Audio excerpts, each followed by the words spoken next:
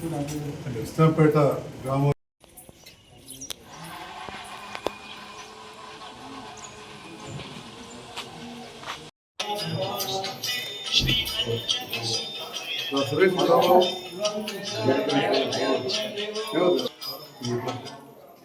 Sir ఇక్కడ sir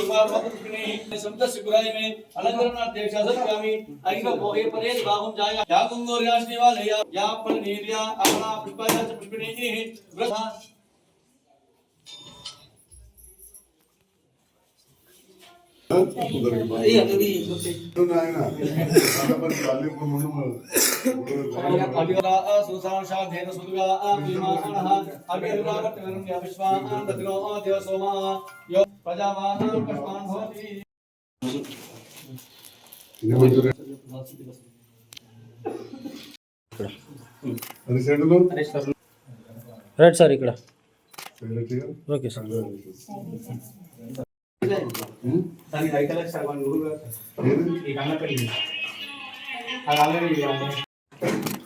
okay sir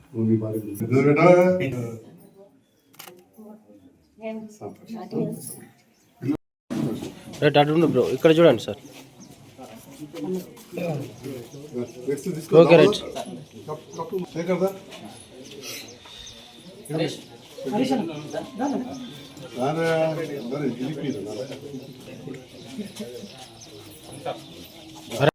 ప్రజలు అదే రకంగా నన్ను ఆదరించారు. ఎంతో మంది ఎన్నో మాటలు అన్నారు. మీరు టీవీలలో చూసారు, రోజు పత్రికల్లో చూసారు. ఎంతో మంది రకరకాలు మాట్లాడారు. మాది గుంజుకపోయారు, ఎత్తుకపోయారు, గుర్తు ఎత్తుకపోయారు. అసలు ఆ గుర్తు ఆ పార్టీ ఎందుకంటే మా కుటుంబమే. కొన్ని రకాల పరిస్థితుల్లో కొంత దూరమైన ఇప్పుడు మళ్ళా దగ్గరకు వచ్చిన జగిత్యాలలో కూడా మనం అనుకున్న వాళ్ళని గెలిపించారు. ప్రజలు గెలిపిస్తారు. ఇప్పుడు నన్ను మీరు గెలిపించారు. గెలిచినాం అంతా నాదే అంటారు కొందరు. కానీ ప్రజలు గెలిపిస్తే ఈ స్థాయికి ఉంటాం. కాబట్టి ఇక్కడ హనుమాజ్పేట గ్రామస్తులకు మరొకసారి హృదయపూర్వక ధన్యవాదాలు తెలియజేస్తూ అన్ని ఇళ్ళు కూడా తొందరగా పూర్తి కావాలని ఇప్పుడు కట్టగానే చెప్తున్నాడు. 4 లక్షల పైన ఆల్రెడీ డబ్బులు కూడా వచ్చేసాయి, పైసలు కూడా వచ్చాయి.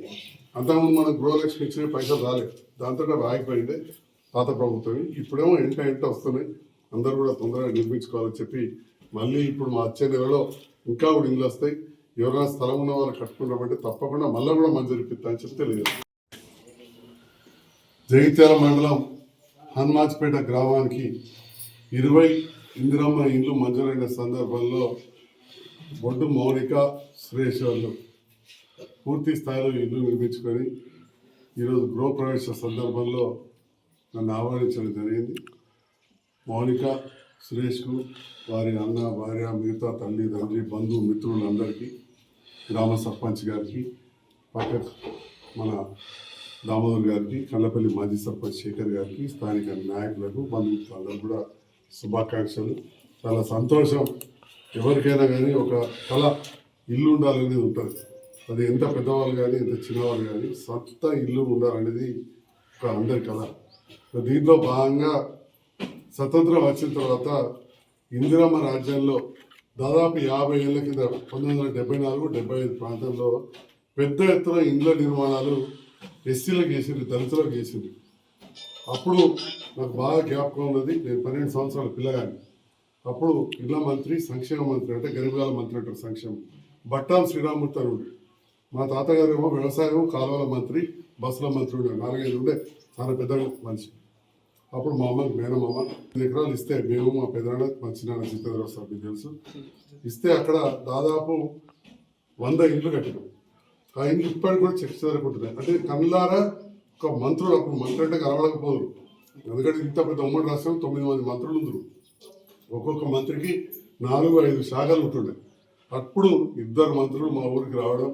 అందులో మా అమ్మ మేనమామ కాబట్టి నాకు తాత మళ్ళీ బిడ్డని నాకు ఇచ్చాను అనుకోండి. దగ్గరుండి చూసిన. ఆ తర్వాత ఎన్నో ప్రభుత్వాలు వచ్చినాయి, రాజకీయ కుటుంబాలకు వచ్చినా చూస్తూ పోతున్నా. నేను కూడా మరి బీఆర్ఎస్ ప్రభుత్వంలో ఎమ్మెల్యే గెలిచిన. గెలిచినాక గ్రామాలలో కట్టేయలేకపోయినా కానీ జగిత్యాల పట్టణంలో కట్టిన ఇండ్లు రాష్ట్రంలో ఏడగట్టలేదు. రాష్ట్రంలో 4,520 ఇల్లు, 4,520 పేదవాళ్ళకు డబుల్ బెడ్రూమ్ ఇల్లు కట్టాం. పల్లెటూరులకు 300 కట్టాం. ఇది రాష్ట్రంలో ఏ పట్టణంలో కట్టని ఇల్లు. అంటే సిరిసిల్లలో కట్టలే, కరీంనగర్లో కట్టలే, వరంగల్ మనకంటే 10 అంతలు పెద్దది, కరీంనగర్ 6 అంతలు పెద్దది, నిజామాబాద్ 6 అంతలు పెద్దది. ఏడ కూడా అలా చాలా ఇల్లు కూడా కట్టలే, 1000 ఇల్లు కూడా కట్టలే. ధర్మపురి, కొరుట్ల, మెట్టిపల్లి 100-200 ఇల్లు కూడా కట్టలే.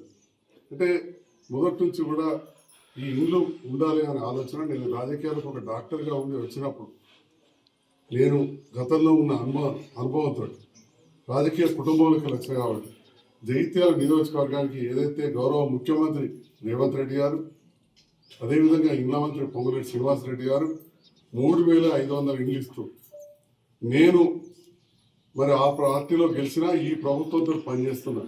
నాకేమిస్తారు మరి? నాకు ఇండ్ల రెడ్డి కళ. అంతకుముందు కూడా ఎక్కువ ఇండ్లు తీసుకొచ్చిన వేరే దగ్గర ప్రతి నియోజకవర్గం 1,500 ఇస్తే 500 కూడా కట్టలేదు.